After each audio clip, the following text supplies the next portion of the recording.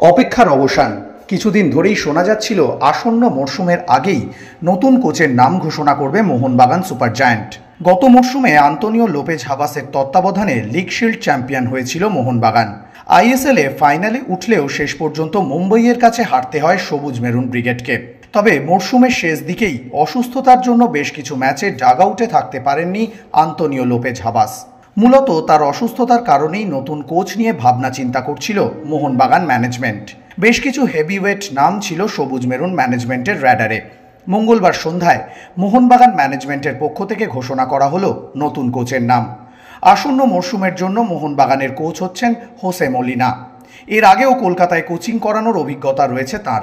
আইএসএলে এটিকের হয়ে সাফল্য পেয়েছিলেন এই স্প্যানিশ কোচ। 2016 সালে এটিকের কোচ হয়েছিলেন তিনি। আইএসএলে এটিকে চ্যাম্পিয়নও করিয়েছিলেন স্প্যানিশ কোচ। গত 3 বছর স্প্যানিশ ফুটবল ফেডারেশনের টেকনিক্যাল ডিরেক্টর ছিলেন মলিনা। এর আগেও যখন কলকাতায় কোচ হয়ে এসেছিলেন তখন আন্তোনিও লোপেজ হাবাসের জুতোতেই পা গলিয়েছিলেন মলিনা। এবারেও হাবাসের ছেড়ে যাওয়া সিংহাসনেই বসবেন এই স্প্যানিশ কোচ। মোহনবাগানে যোগ দিয়ে তিনি জানালেন, মোহনবাগানের মতো ঐতিহ্যশালী দলের কোচ হতে পেরে আমি গর্বিত। আমি চেষ্টা করব মোহনবাগানকে আরও সাফল্য এনে দিতে। মোহনবাগানের কোচ হয়ে মলিনা ধন্যবাদ জানালেন দলের কর্ণধার সঞ্জীব গোয়েনকাকে।